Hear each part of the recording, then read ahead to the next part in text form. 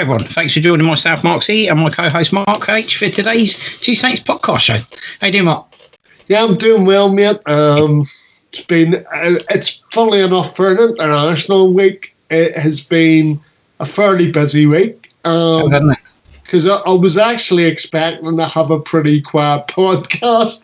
I was expecting silence probably for the next hour and a half, but unfortunately for the listeners, we've got loads to get through. We certainly have. So, we certainly have. I hope everybody's keeping safe and well, looking after each other, staying well, staying safe. Absolutely right. Totally echo those sentiments as well. Just to remind you all, you can contact us via our email address, the Two Saints Podcast Show at outlook.com, for questions or items you'd like to hear in future shows. You can listen to the radio show on Fiesta 95 FM in Southampton and via onlineradiobox.com. Also, the Two Saints Podcast Show is now available via Spotify, SoundCloud, Overcast, Acast, Apple Podcasts, Google Podcasts, Deezer, iHeartRadio, Amazon Music and Podbean, or via our Facebook page, The Two Saints Show, and our YouTube channel, The Two Saints Podcast Show. Coming up today, we have, in the first half of the pod today, we have Saints Club news and football news. And in the second half of the pod today, we have other Saints-related stories, corner chat, pay-per-view games and the future of the leagues, and the Two Saints preview of Chelsea versus Saints. So, we'll get straight on with things. And coming up, Saints Club news. Right, so reaction to Danny Ings' appearance for England against Wales. Southampton Under Armour Aldi Sports shirts available to buy. Johnson returns from Hartford loan. Southampton teenage prodigy Goran Babic. Prodigy, you'll get my teeth in. Right, Southampton teenage prodigy Goran Babic tipped for bright future. Now I finally sorted my teeth out. Hampshire FA Senior Cup semi-final date announced. Mauricio Pochettino sings the praises of former captain Stephen Davis. Premier League update on broadcast arrangements and support return. Southampton FC. Southampton's squads are COVID-19 clear despite Stuart Armstrong's positive test whilst away with Scotland. Women's report Saints 3-0, and the Women's FA Cup fixture announced. So, beginning with Tyreek Johnson has... not Tyreek Johnson's returned. So, reaction to Danny Ings' Mark appearance for Wales. Against Wales, and a fantastic overhead kick. I have to say, as you well know, Mark, I was slightly preoccupied with other things that evening, but I did manage to catch up on highlights the next day. And I have to say that for a first goal, it brought back memories of Ricky Lambert's goal for England against Scotland, in the sense of obviously, it was England against Scotland. This is England against Wales. Obviously, the Danny Ings finish was obviously much better.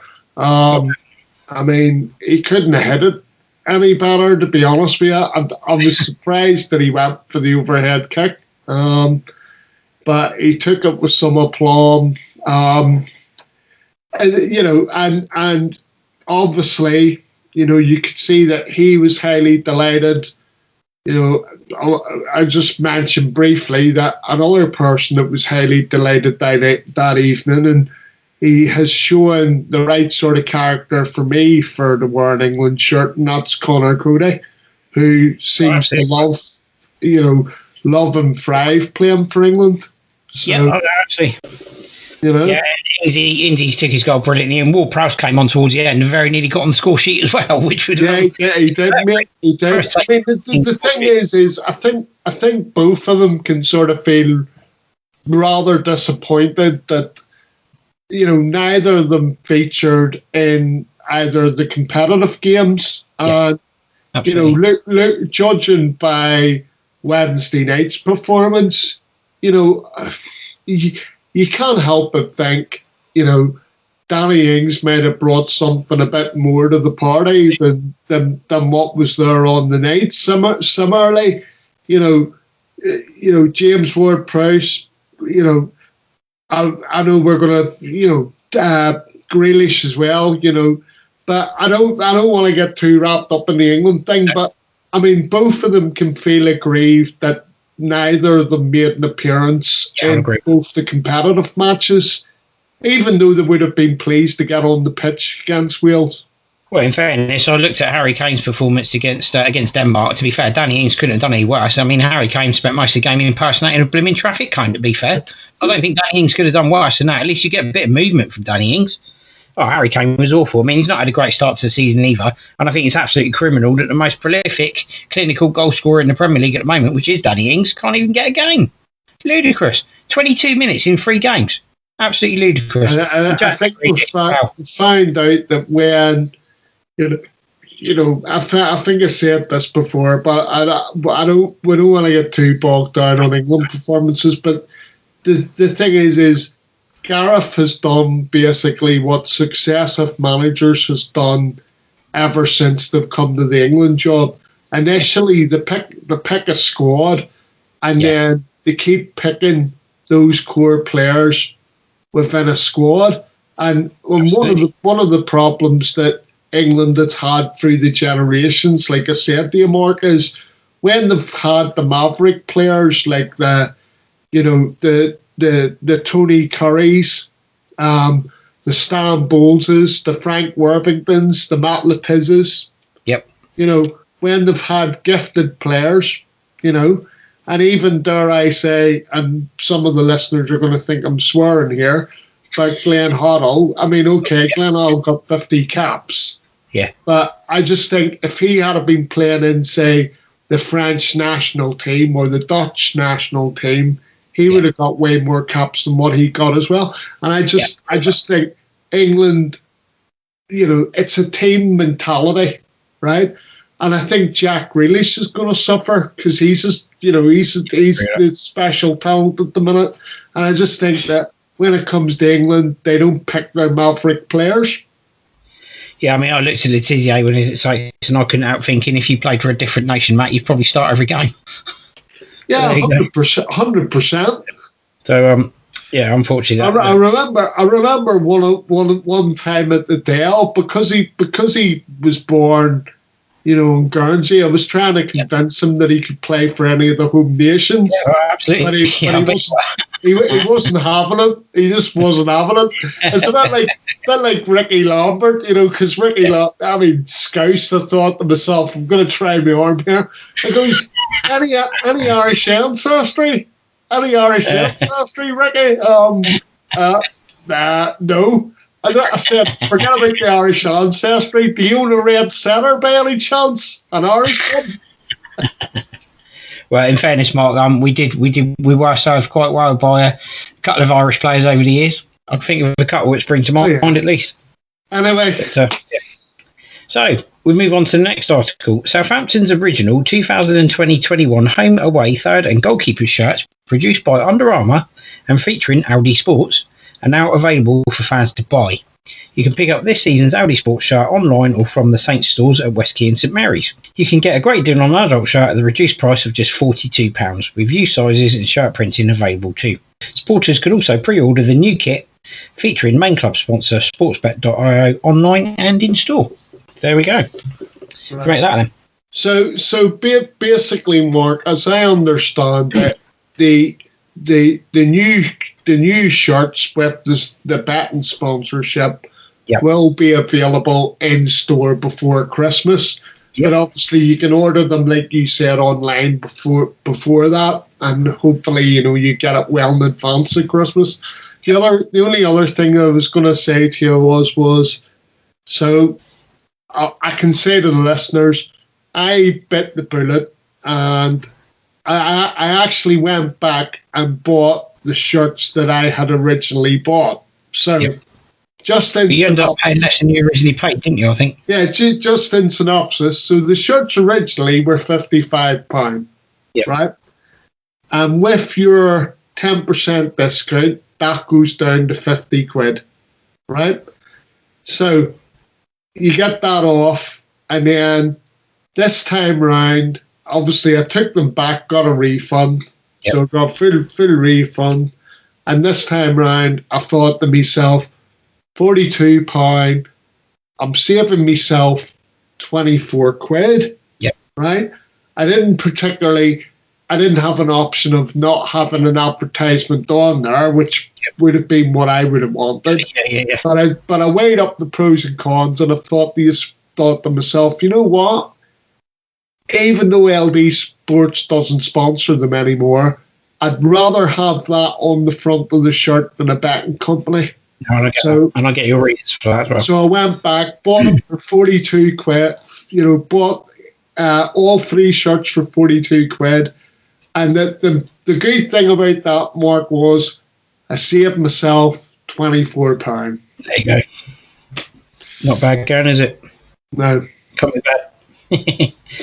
Mind you, I don't know why I bothered at all. I mean, it's not like I'm going to be able to wear them at any stage this season. Well, £24 towards your next away trip, whenever that happens to be in the very distant future. Like I said, it was X amount of money for them to be stuck up in the loft. Right, absolutely right. As I say, very rarely I'm going to be wearing them. Yep, absolutely right.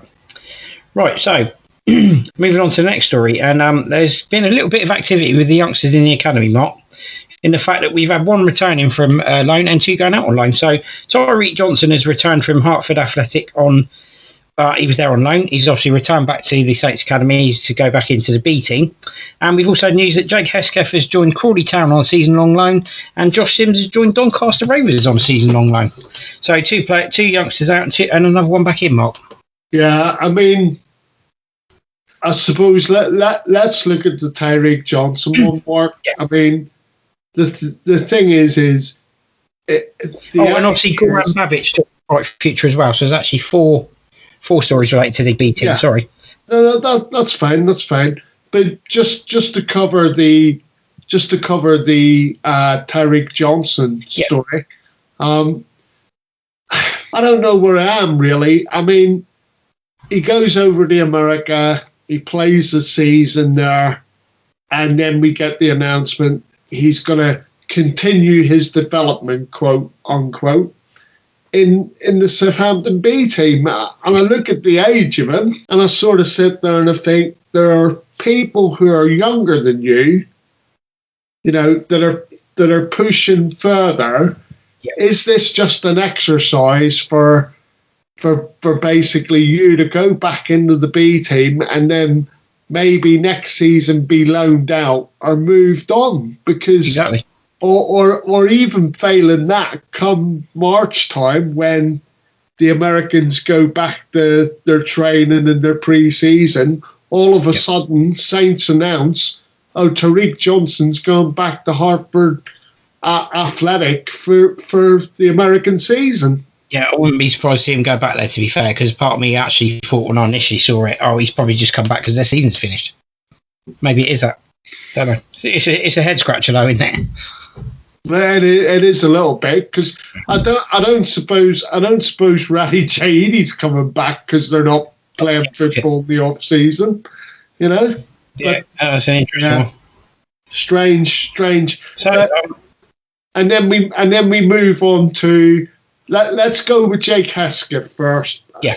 Right. Okay. I'm going to be blunt here. Yep. Jake Hesketh's career at Saints finished about 2 years ago. Yeah, I agree with that. I do feel for the lad. He had a run of horrendous injuries, which obviously impacted on him being, selected for squads and everything else. And unfortunately, even though Saints would always say, we try to fit our youngsters up with the best clubs possible that are progressive, you've got to say that Crawley Town, I mean, I would have thought, even with his injuries,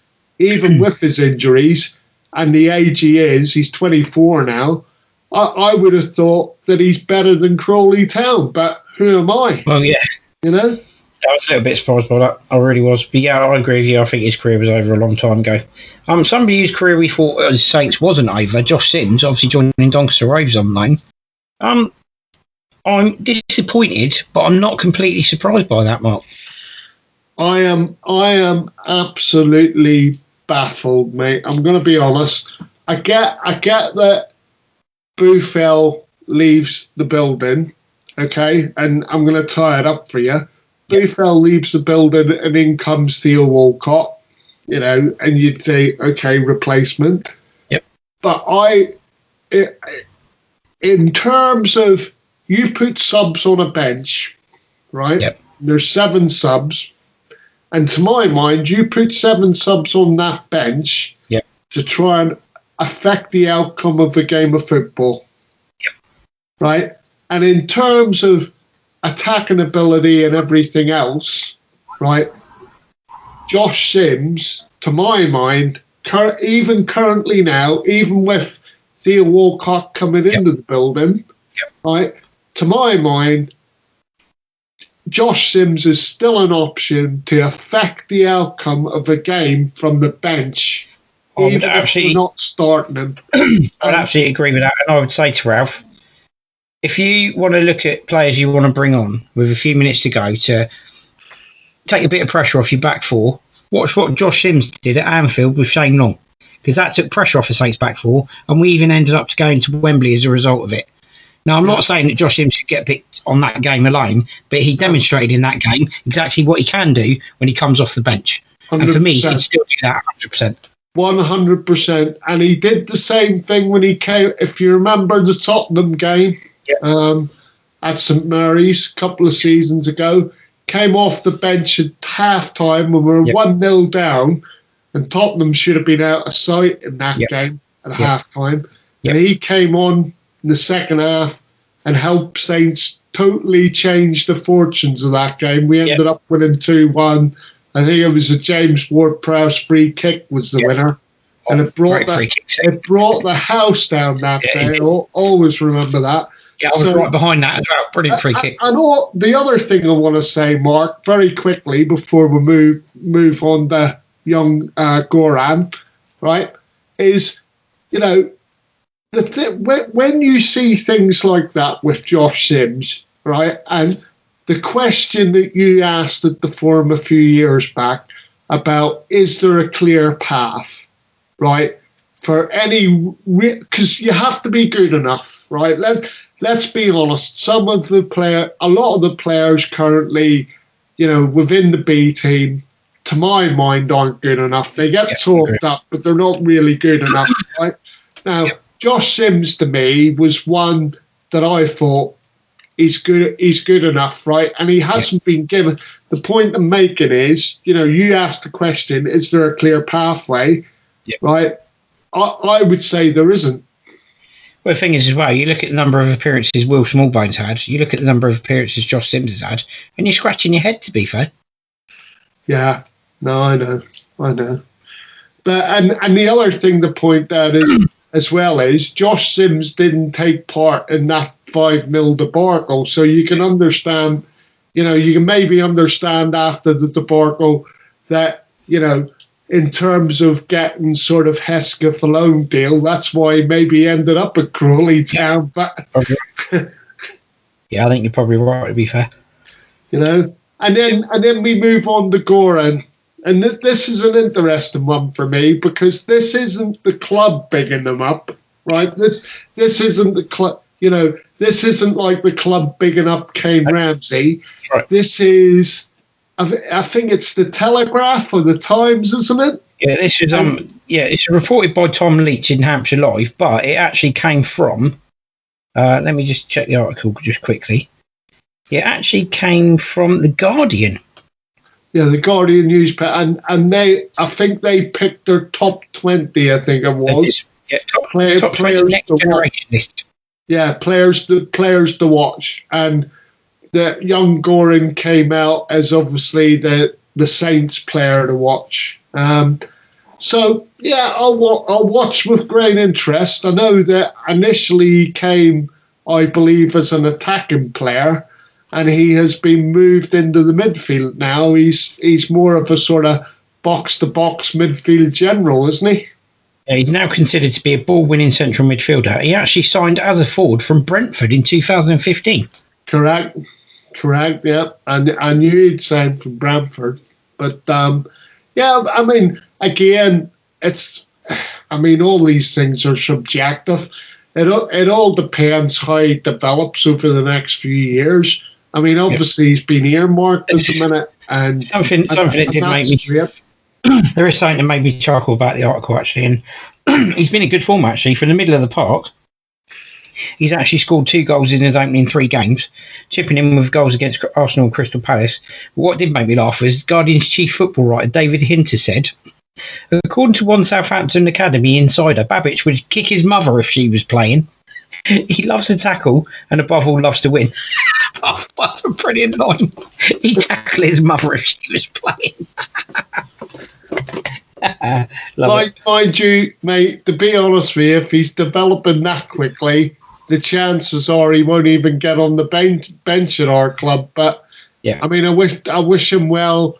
I look forward to seeing him develop because obviously, hopefully, you know, this pandemic doesn't last for years to come, and hopefully I'll see him in the B team. And you know, but. Yeah, certainly one to keep an eye out for. Yeah, he's also been compared to Ward-Prowse only purely and simply because his set-piece execution and the way that he picks up the ball and drives at the opposition box is why he's been likened to Ward-Prowse. That doesn't make him the next James Ward-Prowse. It makes him the next Goran Babic. Let's just remember that. Yeah, definitely. Right, so Hampshire FA Senior Cup, Mark. Semi-final. The date has been announced. So the date for the 2019-20 Hampshire FA Senior Cup semi-final has been announced, with Southampton's B team travelling to Eastleigh on the 2nd of November for a 7:45 kickoff. That's obviously the Silver Lake Stadium, Monday 2nd of November, 7:45, behind closed doors. That is not going to be an easy game for the B team. No, it's not, because obviously it's a bit of a local derby, isn't it? And you do worry, given what happened in the EFL Trophy the other night, as I said, against Northampton.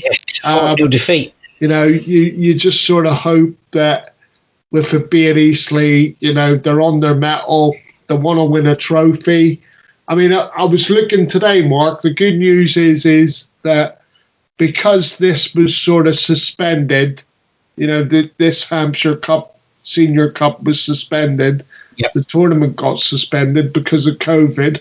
The thing is that there isn't going to be a Hampshire Senior Cup this season. So effectively it's been carried over from last season.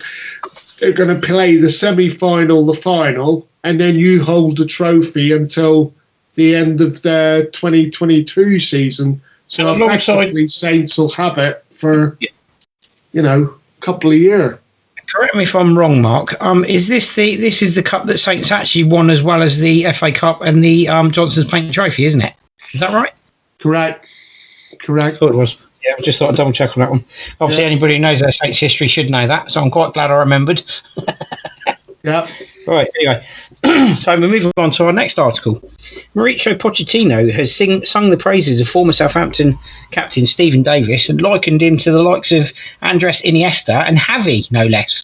So that's quite a singing tribute. Quite a ringing tribute, isn't it? Wow. Iniesta and Javi. I did when I read that, I did balk a little bit, but then I sort of thought to myself, well, you've got to look at it in the context that he's being interviewed.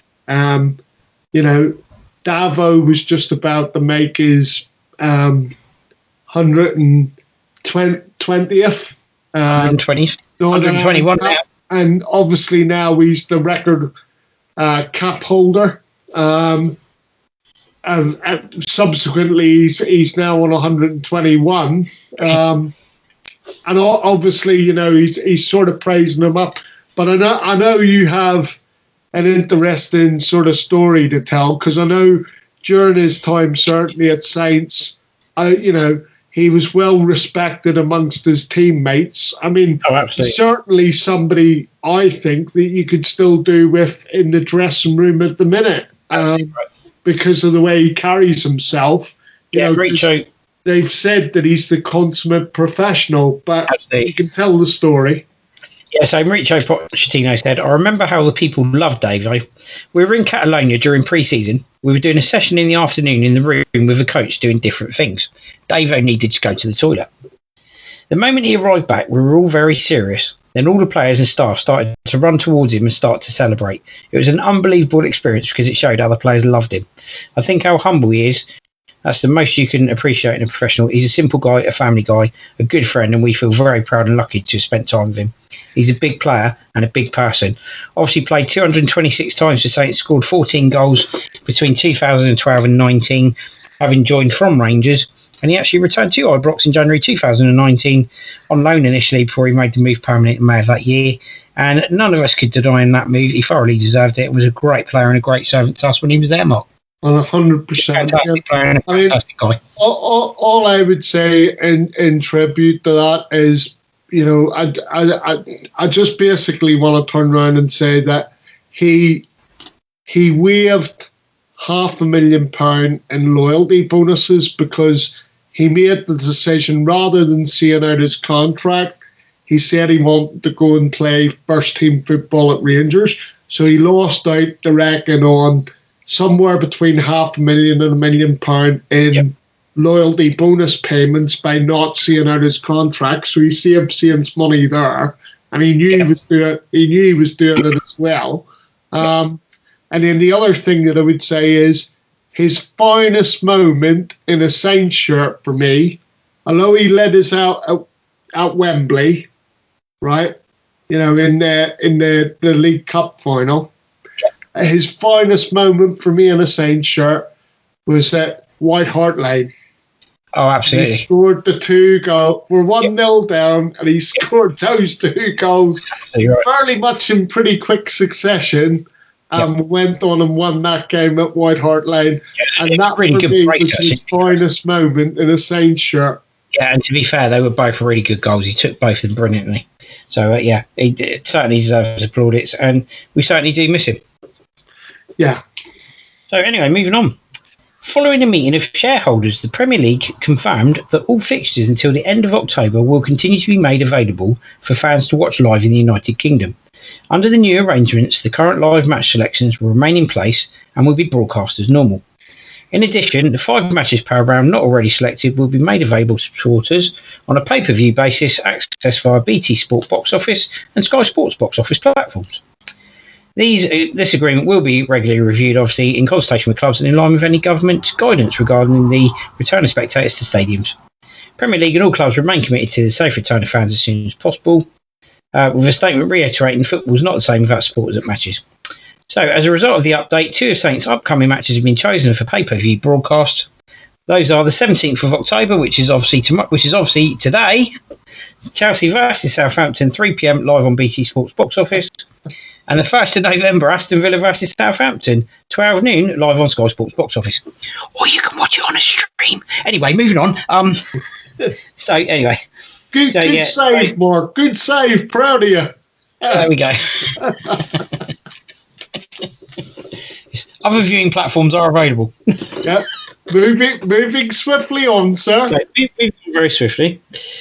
So the Southampton squad have been given the all clear for COVID-19, despite the fact Stuart Armstrong obviously tested positive for COVID while on the international duty. It's important to stress he tested negative on arrival and actually tested positive a couple of days later whilst in camp. So he's obviously contracted it while away with Scotland, not before he left, which would obviously explain why the Saints camp's been given the all clear, and that's great news.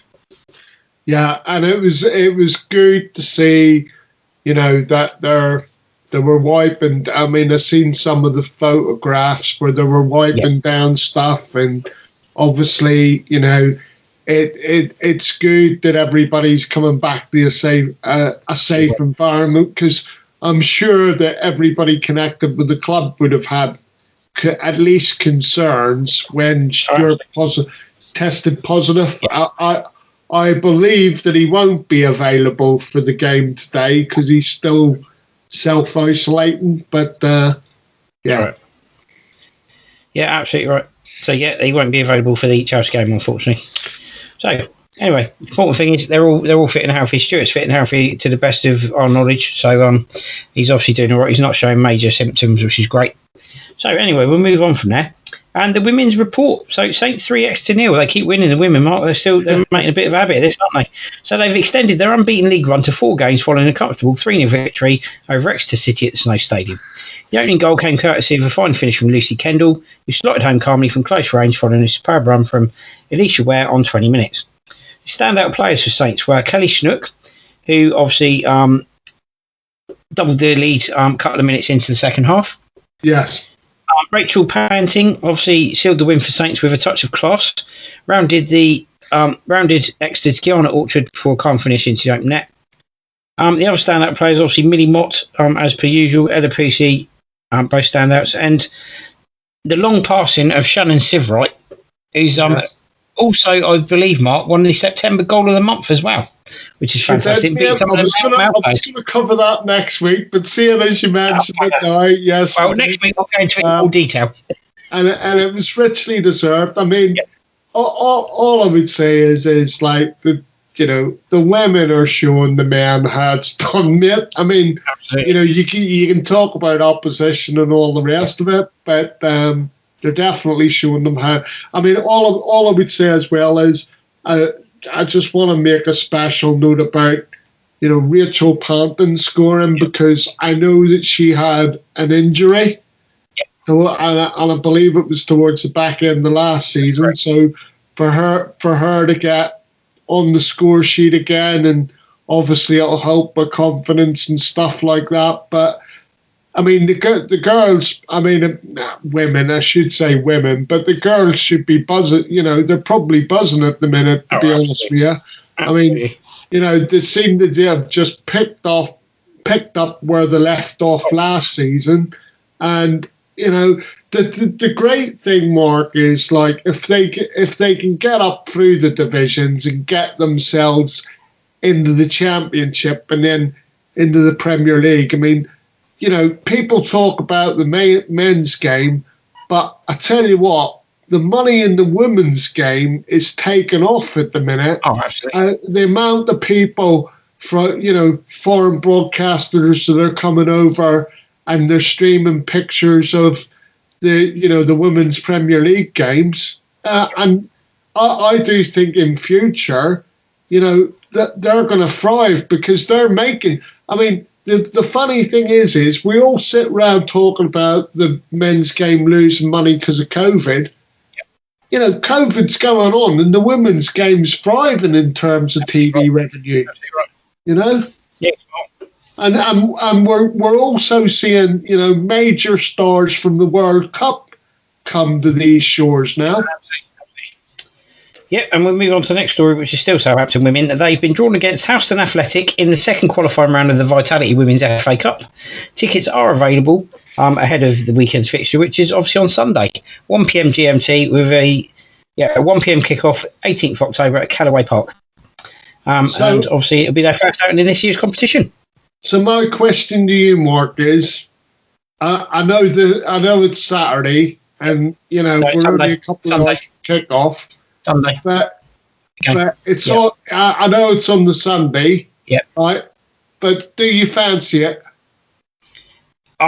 It's it. Do you want to know where it is, Mark? I can tell you where exactly it is. I looked it up on the map today. It's in the Pennines Peninsula, and it is right on the bottom bit. Right? Oh, do you fancy it? Down in Cornwall, is it? You fancy it? We could make a road trip out of it. What, in Cornwall? Yeah. Cornwall? Have you lost Have you taken leave of your senses, sir? Something cold down there. Moving swiftly on. Yeah, any other time of year, maybe August. Middle of October. Yeah, I don't think so. Right, anyway, we come to the end of that section of the pod for the moment, so we're going to take a very brief break. When we come back, we'll be doing other football stories. Every Thursday at midday to 2 p.m, join Mark C and Mark H for the Two Saints Show. Follow Southampton with pre-match previews and updates from St Mary's, live on Fiesta 95 FM every Thursday with the two Marks. Be there or be rectangular. Right, welcome back, everyone. So, other football stories.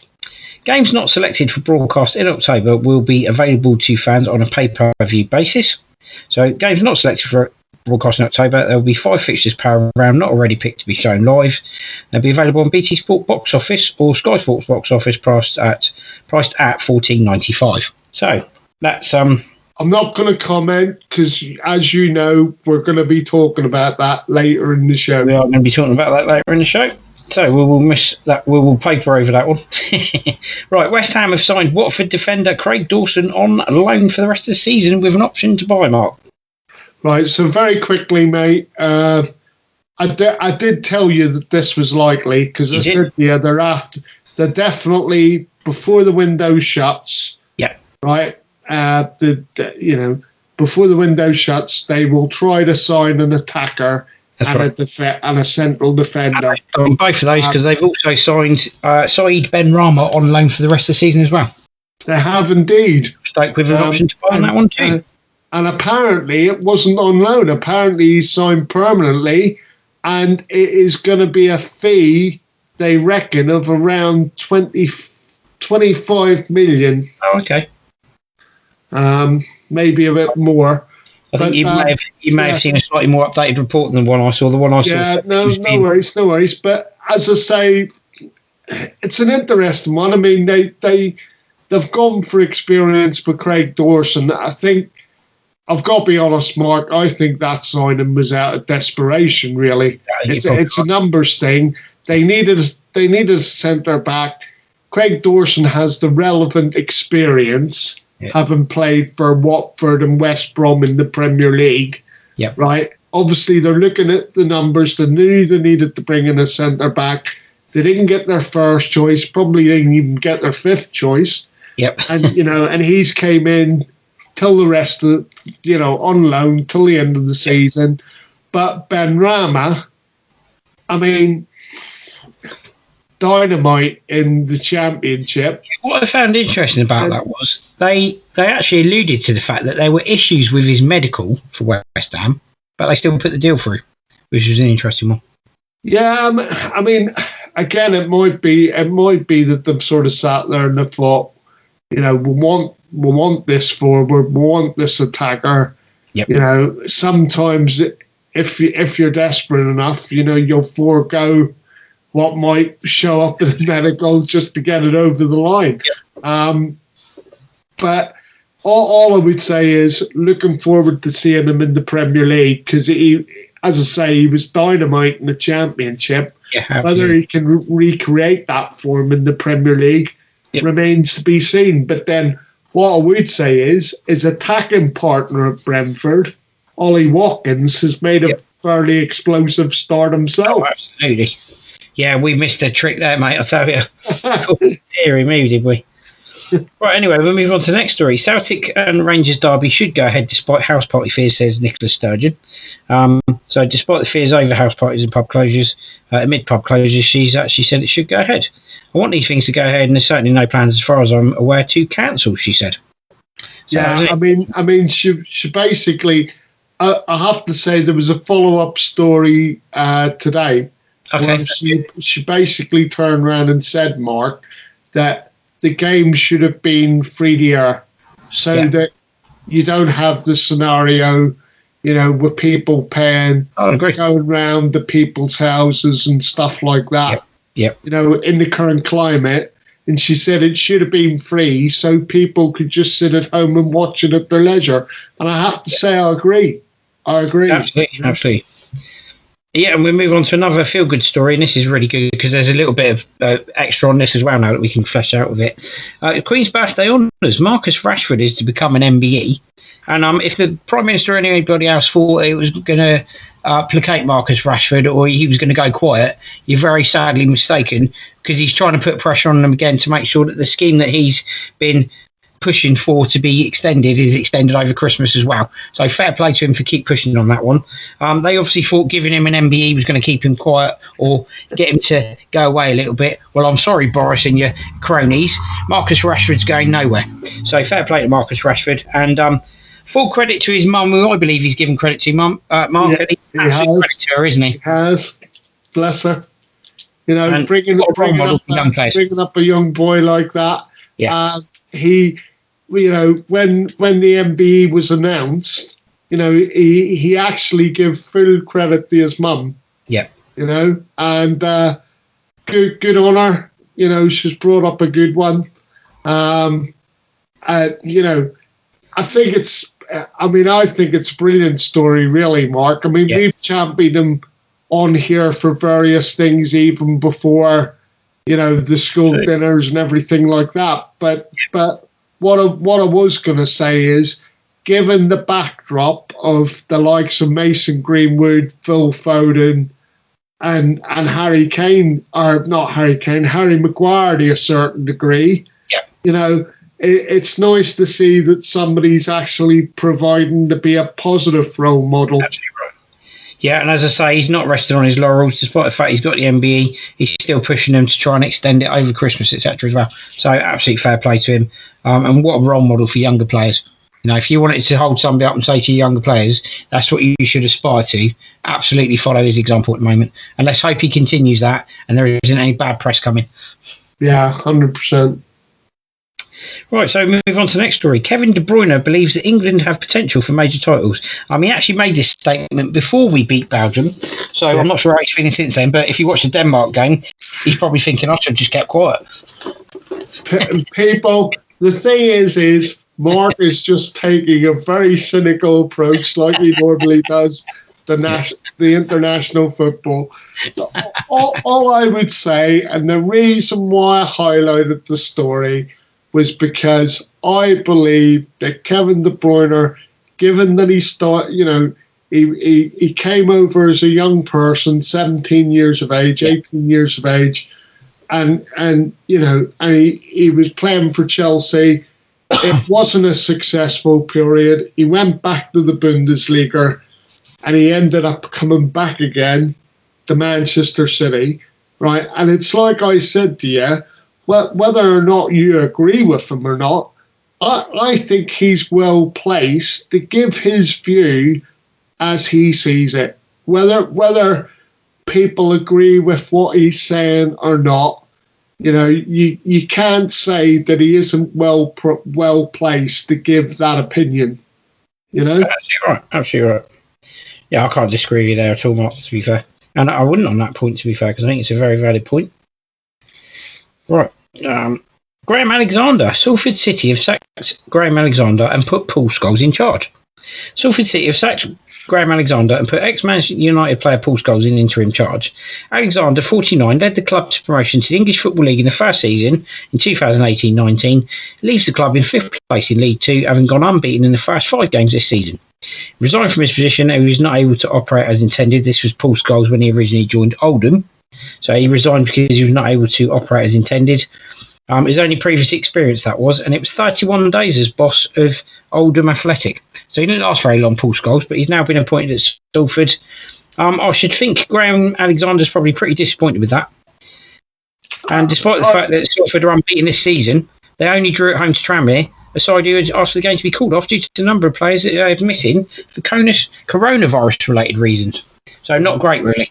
Well, I'm not going to go into any team news for Salford's game or anything like that.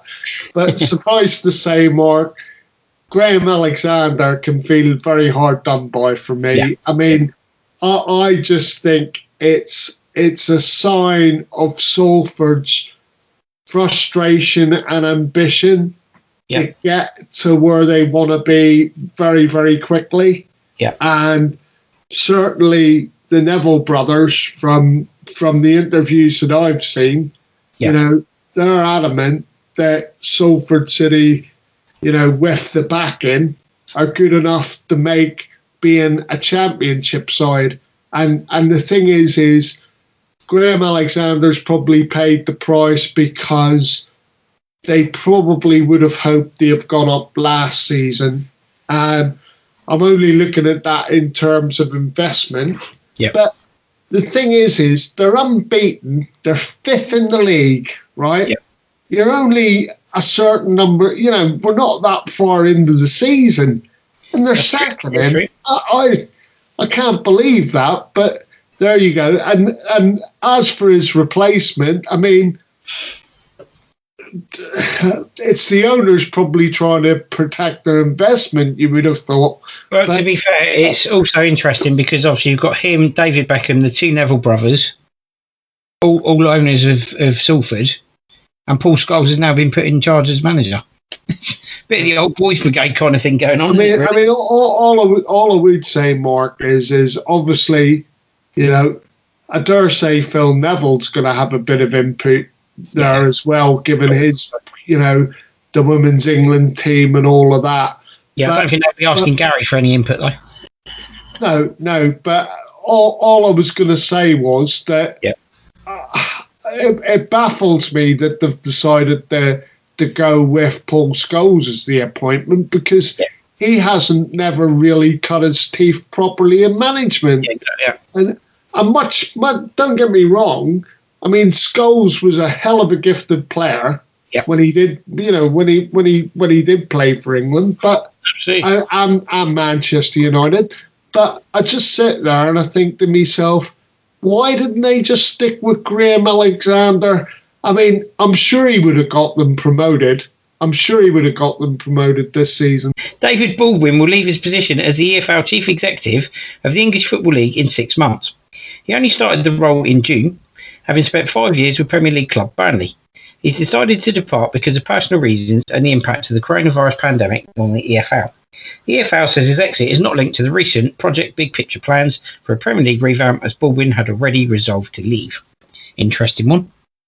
All I would say is, can you please tell us, Dave, why you took the job in the first place? Yeah. I mean, who in the right mind takes a job, right, and less than 4 months into it, he's already decided, I'm leaving. I'm thinking, what's going on?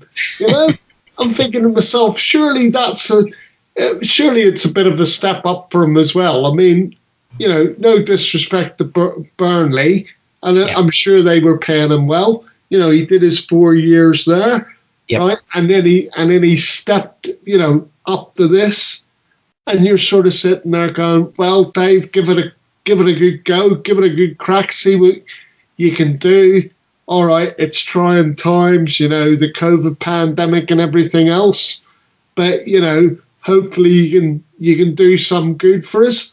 And then all of a sudden he's gone, oh no, it's all too much for me. I'm gonna quit even before I've started. He probably got in the office, thought to himself, this is a bit too small. I'm gonna have to quit on this basis. I thought I'd get a proper office. I didn't want a porter cabin.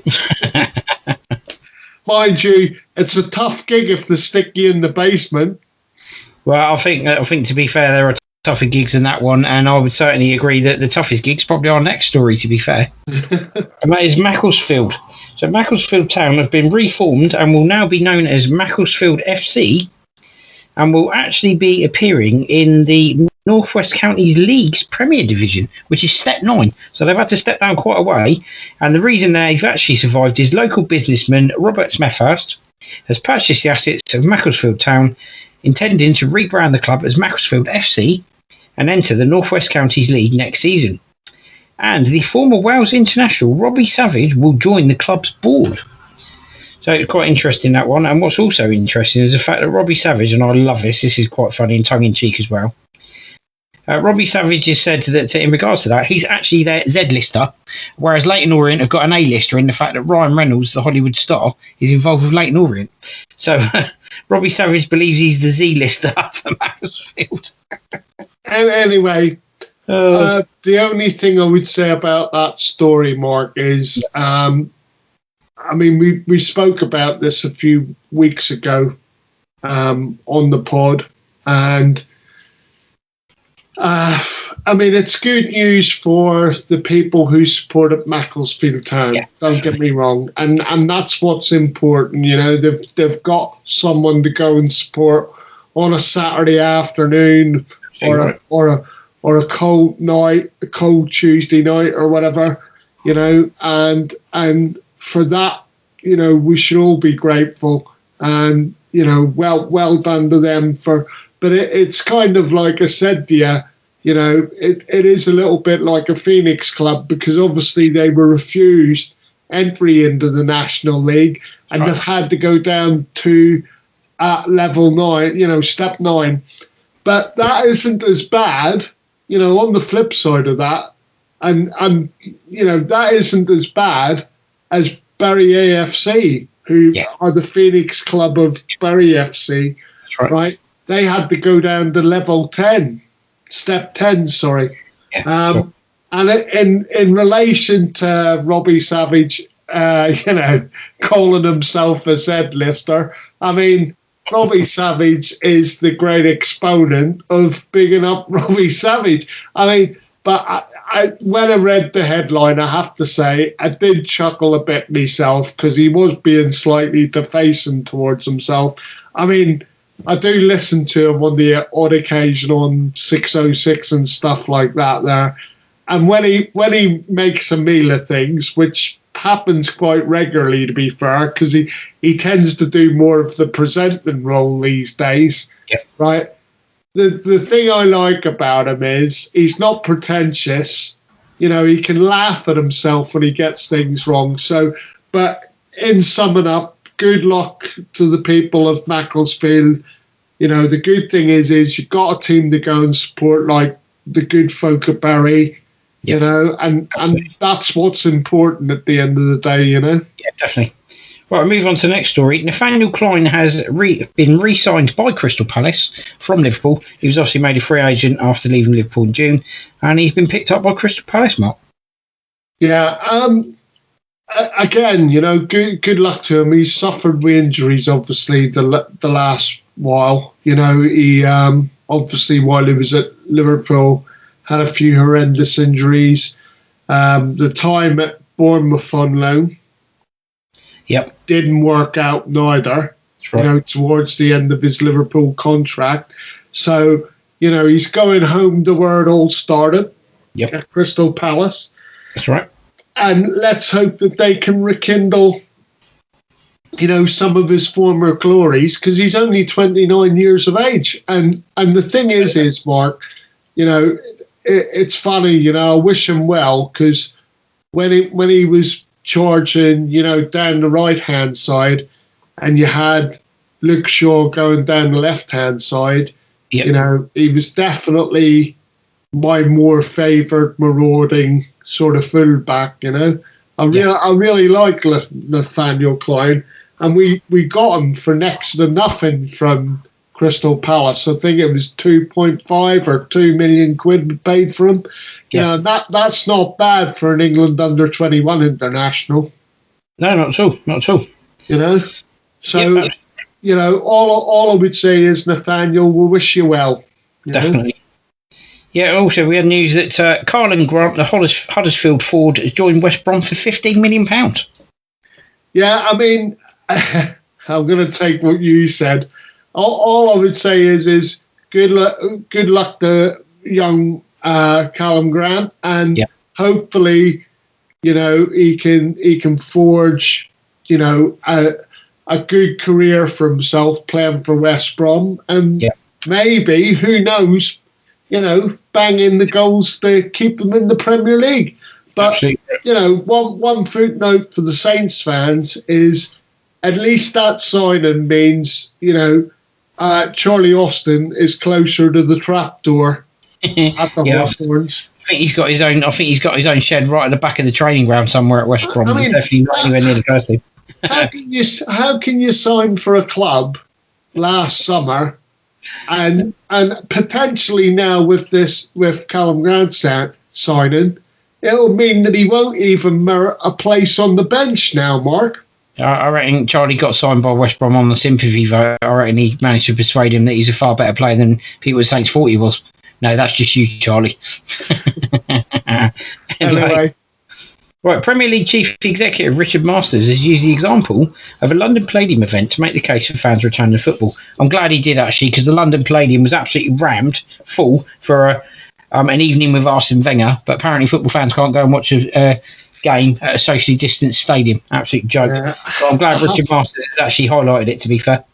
I have to say that it baffles me, Mark. Yep. I mean, you were good enough to show me the pictures on your mobile when Arsene was talking about his career and stuff. Yep. Actually in the theatre.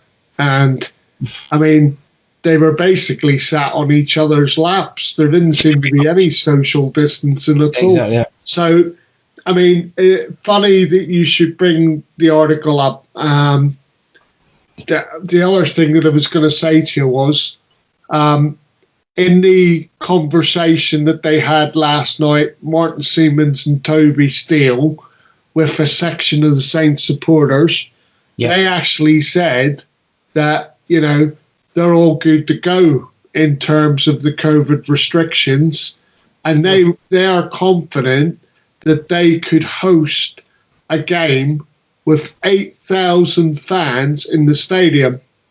Okay. So there you go. But all I would say is when I seen that, I thought to myself, that makes a mockery of everything for me. And just on that basis, you know, I would now say, even though I won't be going back myself until there's a vaccine, that it's time for fans to be allowed to return to the stadium if they wish to do so. Apparently, there was something like 18% of our season ticket renewals who have decided that they don't want to return to the stadium just yet. They didn't apply when they were meant to. So, you know, let's hope that there is supporters back in the stadiums fairly soon if that's what they want to do. Absolutely right, definitely. And that brings that section of the pod to a very nice close for today. So we're going to take a very small break, and when we come back, it will be other Saints related stories. It's the Two Marks, C&H on the Two Saints Show, Fiesta 95 FM. Right, welcome back everybody. Saints related stories, other Saints related stories. Mohamed Salisu. So this is an article that was via Pundit Feed. On August 12, 2020, Southampton signed centre-back Mohamed Salisu from La Liga side Real Valladolid for a fee worth £10.9 million. He started his career quite humbly in Ghana and grew up having a love for football. He started out on his footballing journey when he joined the local academy, West African Football Academy, WAFA, at the age of 13. He said it wasn't easy. At the time, many wanted to join the academy because they travelled with the players a lot. They had good players in Ghana, but chances were very limited. It was tough because he was alone. He didn't know anyone when he went to training, and sometimes used to miss his family quite a lot. So obviously then moved on from there, ended up at Real Valladolid, started making a bit of a name for himself there. And obviously that started bringing him to the attention of European clubs, Mark. And, sorry, got a frog in my throat there. He obviously made his first team debut in January 2019 in the Copa del Rey match, less than 2 years after joining the club's reserves. He started both legs at the time where Valladolid crashed out. He still impressed in both shows, as events that followed indicated. In the following season, he ended up being promoted after first choice centre-back Fernando Calero departed to Espanyol. And also injuries to Javi Sanchez and Federico Barber meant it was Mohamed who was entrusted by the manager to start alongside stalwart Kiko Alvarez in the opening match. String of good performances, including a win against Betis, draw against Real Madrid, and impressive shutout against Atletico Madrid, propelled him to stardom amongst Spanish press. And obviously leading on from there, led to interest from other clubs. And clubs such as Real Madrid, Atletico Madrid and Man United became circling with inquiries. Among the many links, two serious suitors came up, French side Rennes and English side Southampton. And we know the rest. He obviously joined us, Mark. Yes. And it looks as though he's on the verge of making an appearance for us very soon. So I'm not sure if it'll be tomorrow, but... Yeah, just to let the listeners know, I only included that to sort of try and give an overview, because obviously people don't know a lot about Mohamed Salisu. Yep. And the headline of the article is Mohamed Salisu, Southampton's diamond in the rough. And this is via punditfeed.com if you'd like to check that out. And certainly do go for it. Mark took the time to find that out for everyone and find that article. And it certainly is worth reading. I've had a little read through it myself. And it's a fantastic article. So anyway, we'll move on to the next story.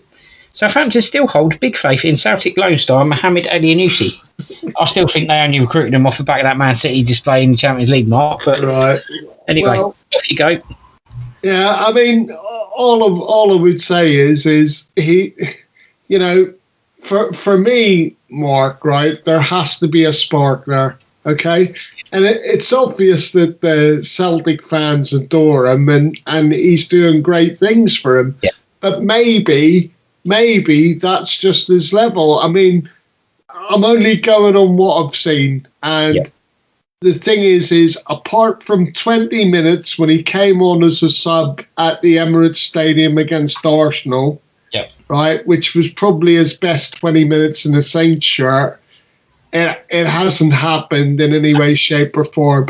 And the other telling thing would be, if you remember rightly, I remember Ralph had turned around and said that all the people, that was within the squad that season, we went away to West Ham, and he said, "You've all got a chance now to impress me." Yep. Right. He was part of that team. Right. There was very few people. In fact, I can't think anybody who impressed that day as we went down the 3-0 spectacularly, didn't it? Yeah, it was awful. But I just sit there and I think to myself, where you could make an argument for somebody like Sofiane Boufal, okay, who would come on, you never knew what was going to happen with him. He could change a game for you. 9 times out of 10 he didn't change a game for you, but, he'd take to the pitch. There was always that chance that he might be able to turn a game for you. I just look at El Zanussi and I think, I don't see that. I mean, I watched him because obviously, my nation played Norway in a Nations League game on Wednesday night, and he had 2 gilt-edged chances and didn't take either.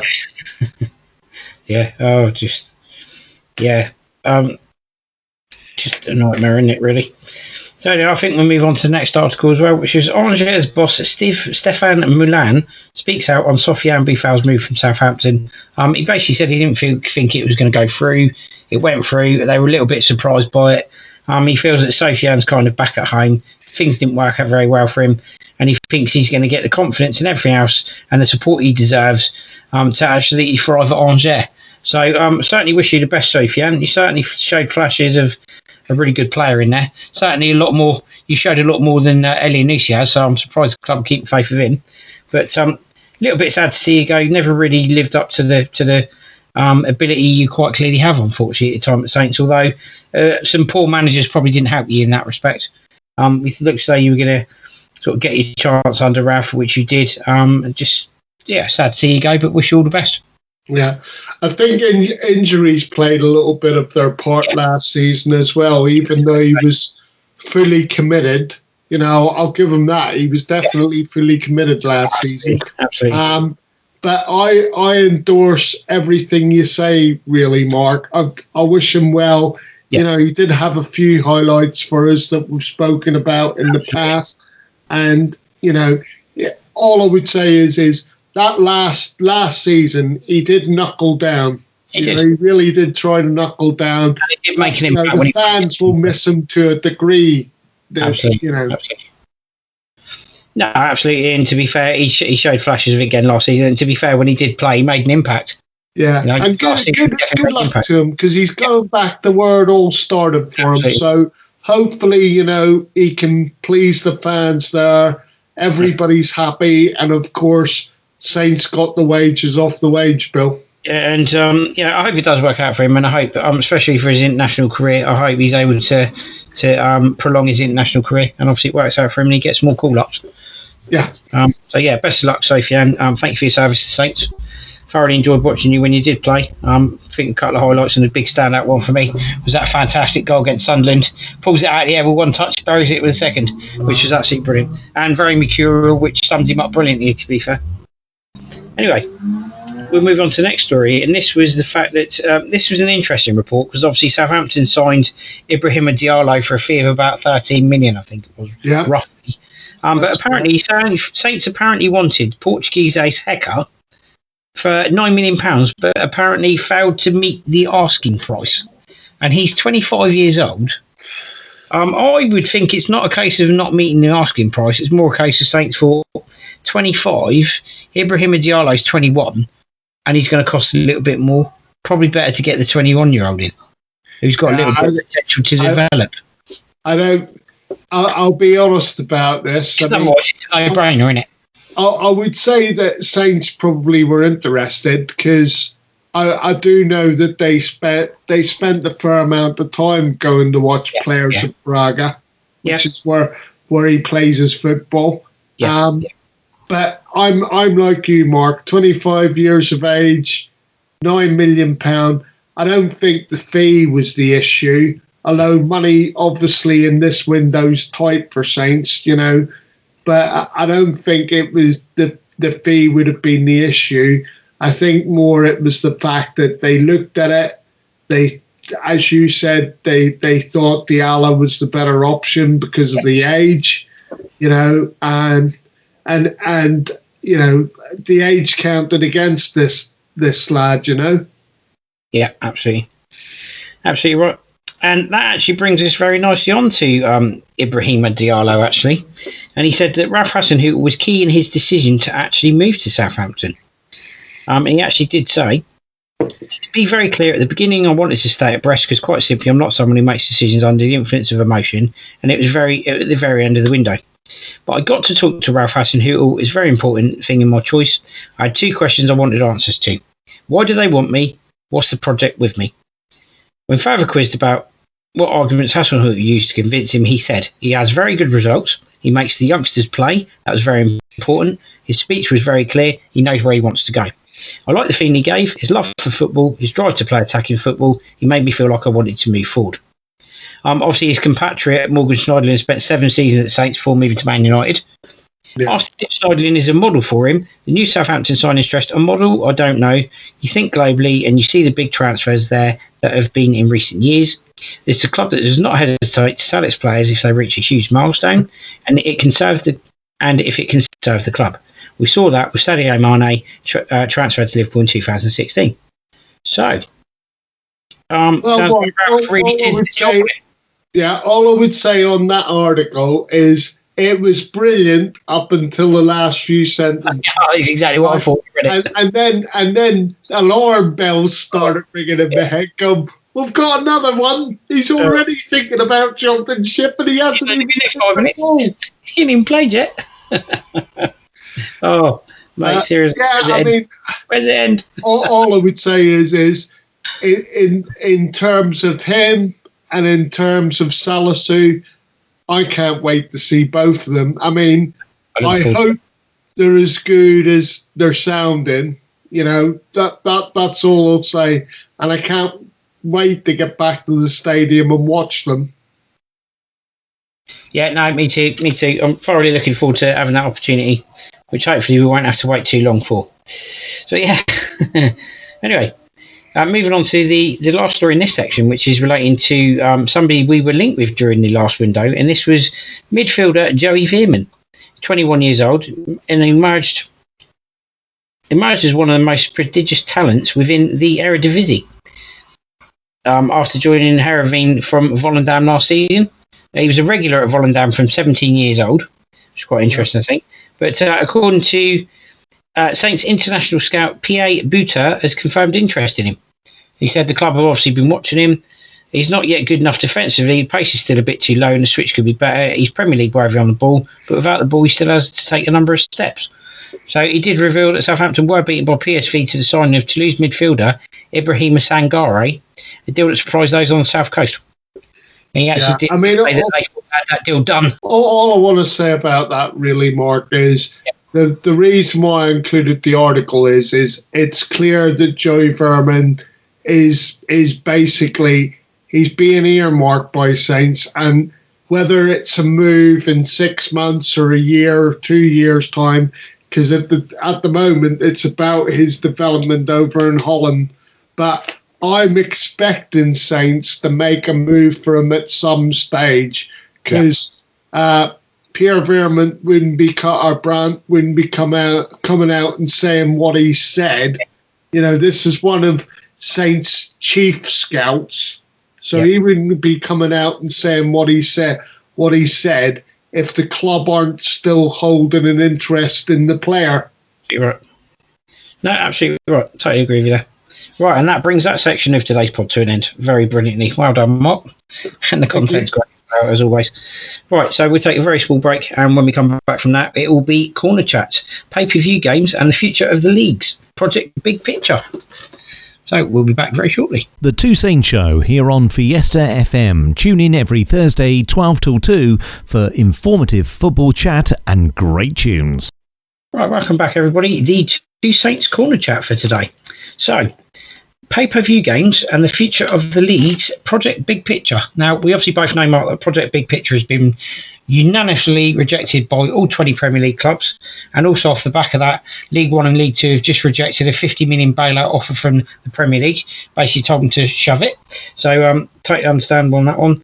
My view on it is people pay more than enough money already, £600 a season probably or more for a season ticket, £100 a year for Sky if you've got the whole package including sports, and they want you to pay an extra 15 quid for pay-per-view. Yeah, well, I know what I'll be doing, and I won't be paying 15 quid for pay-per-view. Yeah, I mean, I think all the leagues do need help.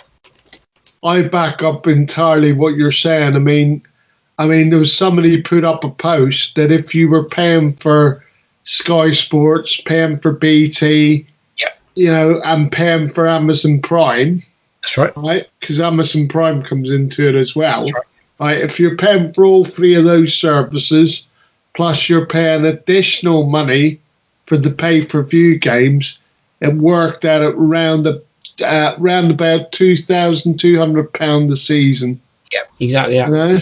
Ludicrous. The thing is that, look, if you're an armchair fan, fair enough, right? Yeah. And you're prepared to pay the money, right? But we're people that go to the stadium to watch the game, and I don't want to be paying additional costs. I know the argument would be, oh, you can pay that out of your refunds, your match refunds each time you're not going into the stadium. But yeah, I mean, I just think it's all the time. If you're going to do something like that, make it affordable. I found it a bit. Martin Simmons and Toby Steele. Obviously, we're talking the Saints fans, and in terms of the pay-per-view, they said that their hands had been tied by Sky Sports, by the Sky contract. But then on the flip side of that, Mark, it's been documented in the press, right, that something like £12.50 was going to go to, the clubs themselves. And Sky, in terms of production costs and everything else, were only taking about £2.50. Well, in fairness, Southampton Football Club's hands may well have been tied by Sky, but the silence coming out of the football club at the time was absolutely thunderous. Yeah, absolutely. And just on the, because we're talking about both things, so that's all I have to say on the pay-per-view. On the Project Big Picture. All I would say is yes, it was more money to the lower clubs, 250 million is what was being proposed, which is significantly more than what the Premier League offered. So why would the smaller clubs endorse that deal? I mean, the thing is so I worked it out basically. If they were to give 250 million, that's £3 million per club if it's shared out equally, round about £3 million each club, right? And you can see why the clubs would be desperate for that kind of money. I actually think the chasm between owners and supporters is wider than ever, because I think if that had went to a vote of the lower league clubs and the chairmans, I think it would have went through, Mark. The interesting thing is what gets confusing is, so it was 250 million. Now, obviously, we've now heard news that obviously there's a 50 million bailout for League One and League Two has been rejected. Now, that makes you think, hang on a minute. So what they're basically doing, were they saying 250 million for the Championship and then 50 million for League One and League Two? If that's the case, they're talking 300 million in total. Yet League One and League Two were only going to get 50 million quid, which is no, Mark. That's what I'm trying to say. Yeah, but what I'm saying is with the Project Big Picture, they were offering 250 million, and that was going to be spread across all the clubs. Okay, and the 50 million that's being offered is nowhere near, obviously, that figure. So of course the clubs aren't going to accept that. From the normal fans, I'm not going to get into that. I'm going to go back to what Saints' position was. I was disappointed with the club. All the goodwill that was fostered over, this pandemic and what happened with the Saints Foundation and everything else. I felt that our club, because it was included, obviously the Big Six, and then us and Everton and West Ham, right? And West Ham were the only club that had the gall to come out straight away, as soon as it was mentioned, and say, we're not interested. They were the ones that came out ahead of the curve and said, we're not interested, right? And in a meeting again with the fans last night, Martin Semmens turned around and said that Southampton knew nothing about the Project Big Picture until the article was published in the newspaper on the Sunday. I'm lost for words, to be fair. I just don't know what to say to that. But as I say, Mark, why would, and this is what I don't get, right? And this is why supporters and owners are miles apart, okay? Because all the owners are thinking about, and it's short-sightedness, is the money, right? 100%. And I'm sat there and I'm thinking to myself, we live in a democracy, okay? It's one person, one vote, okay? So why are the clubs... I know they need the money and there needs to be a quick resolution, right? We don't need to get round a table and talk about it. There needs to be a quick resolution because the lower clubs need the money.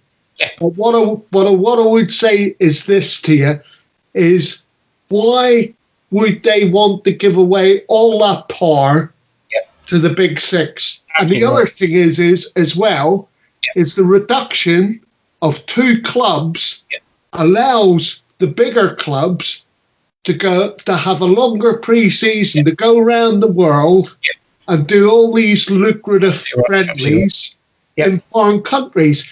Hence the League Cup being got rid of, right?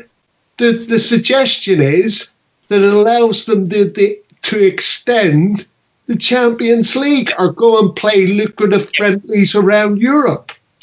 Sum it up for me. Project Big Picture, complete non-starter, didn't happen. Future of the leagues, well, the leagues do need help and they should get an equal proportion and it should be across every league. It's not going to happen. And pay-per-view, it's just wrong. So, that's it in summary for me. I've got nothing more to add on that one. But all I would say is something needs to happen for the pyramid urgently in terms of, money to the club, to the lower league clubs. Absolutely right. Totally agree with that. Right, I'm on to our very last, very brief break, and when we come back from that, it will be the Two Saints preview of Chelsea versus Saints. Very big game coming up. We'll be right back after this. It's Mark C and Mark H. Mark my word, they're here with everything in the Two Saints show. Right, welcome back, everybody. So, the Two Saints preview of Chelsea versus Saints. And last time out, so Sunday, the 6th of October, 2019 in the Premier League. Saints very sadly beaten 4-1 by Chelsea. Very, very poor game for us. Frank Lampard said that he felt they could get a lot better after they swept past Saints to move up to 5th in the Premier League. Yeah, I think Saints fans were probably thinking, why don't you bugger off? Anyway, so following on from there, the reverse fixture, the 26th of December 2019, Saints actually came away with a 2-0 win, courtesy of Michael Obafemi and Nathan Redmond, and an assist from Pierre-Emile Højbjerg, whoever that is, on 31 minutes. So, for me, this is going to be tough against Chelsea. We like to see changes. Moussa Djenepo and Stuart Armstrong not playing. Is Theo Walcott going to get a debut 15 years after his first one for Saints? Quite possibly. I wouldn't be surprised to see him featuring. I think Ralph's going to try and go with as strong a team as he possibly can. So I'm not quite sure. I think the back four is probably going to be a back four. It's probably going to be Walker, Peters, Batcher, and Vestergaard and Bednarek. I think Jack Stevens is going to miss out again, sadly, because of the form that Bednarek's been in. I think it's a tough one for me, and I think Saints, sadly, are going to go down to a 2-1 loss, Mark.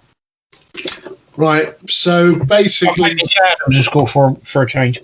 Just covering last season. I mean, the one thing I remember from the home game when we got obliterated was the fact that Emil Højbjerg couldn't get the grips with N'Golo Kante the whole game. He was chasing them round St Mary's like you wouldn't believe.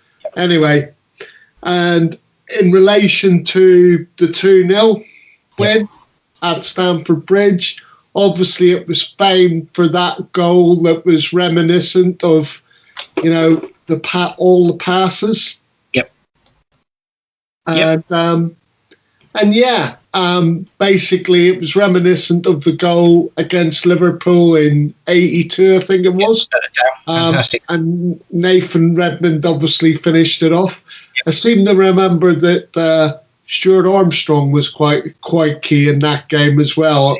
I seem to remember the through ball. And obviously with him missing on today, it's going to be all hands to the pump.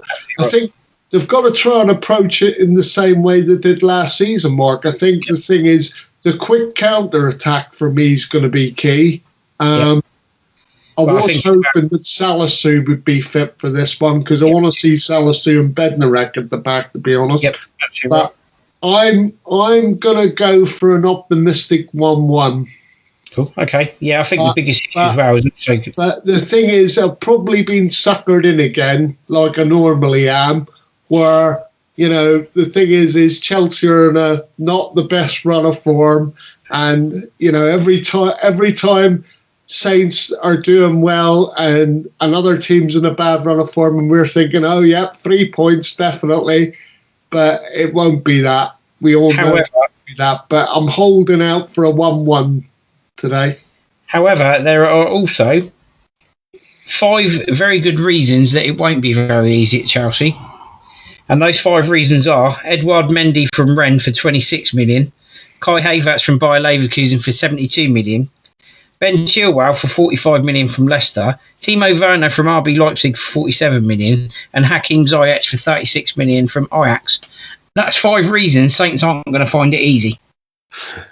Well, all I'd say is that they haven't all fired on all cylinders yet, and let's hope let's hope that come 3 o'clock today they're not firing on all cylinders just yet.